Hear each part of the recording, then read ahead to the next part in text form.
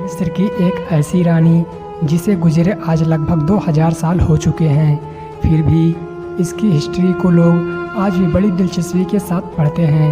1963 में क्लियोपेत्रा के ऊपर बनने वाली मूवी सबसे ज़्यादा मशहूर हुई थी। 1963 में क्लियोपेत्रा के ऊपर जो मूवी बनाई गई थी वे हिस्ट्री की उस वक्त की सबसे महंगी मूवी थी।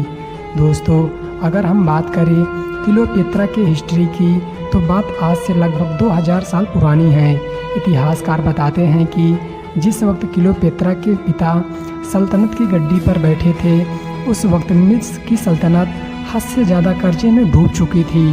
क्लियोपेत्रा के पिता के मरने के बाद उसकी बड़ी बेटी यानी क्लियोपेत्रा और उसका छोटा भाई जिसका नाम प्टोलेमी तेरह था, वे दोनों मिस्र सल्तनत के अगले वारिस बने। उसके बाद मिस्र की सत्ता किसी और के हाथ में ना जा पाए, इसके लिए दोनों भाई बहनों ने ही आपस में शादी कर ली। दोस्तों, क्लियोपेत्रा और उसके भाई की ये शादी कुछ दिनों तक तो ठीक चली, उसके बाद ही दोनों में झगड़ा होना शुरू हो गया।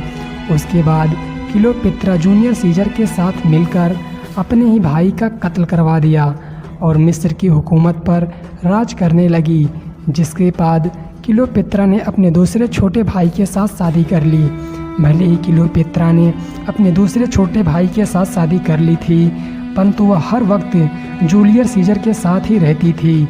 हालांकि मिस्र के रहने वाले लोग ज़्यादातर इस रिश्ते से खुश नहीं थे, परंतु वह कर भी क्या पाते। इस रिश्ते से ना खुश होकर क्लियोपेत्रा का छोटा भाई, जो कि कानूनन उसका पति था, वह अपनी छोटी बहन के साथ मिलकर क्लियोपेत्रा को मारने की साजिश करता है, परंतु वे दोनों उसके मारने में सफल हो पाते। उससे पहले ही क्लियोपेत्रा ने दोनों के खाने में जहर मिलाकर दोनों को ख़त्म करवा दिया।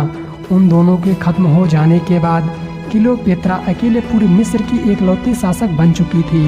उसके बाद क्लियोपेत्रा ने जूलियस सीजर के बेटे पर ही आक्रमण कर दिया, जिसमें उसकी बुरी तरह हार मिली। उसके बाद उस क्लियोपेत्रा को कैद में डलवा दिया गया। कैद हो जाने के बाद क्लियोपेत्रा ने अपने इस हार को बर्दाश्त ना कर पाई और उसने कैद के अंदर ही खुदकुशी कर ली।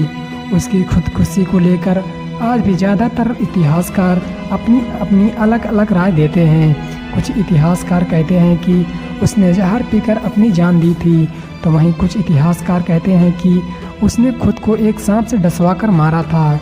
दोस्तों, क्लियोपेत्रा की जिंदगी कैसे भी हो, परंतु इस बात में कोई शक नहीं है कि वह इतिहास की सबसे खूबसूरत रानी थी। और कई लोगों का तो ये भी मानना है कि क्लियोपेत्रा जब मरी तो उसके सैनिकों ने क्लियोपेत्रा की बॉडी को कब्र से खोद निकाला। दोस्तों, क्लियोपेत्रा की स्टोरी आपको कैसी लगी कमेंट में ज़रूर बताना और मिलते हैं एक नई वीडियो के साथ।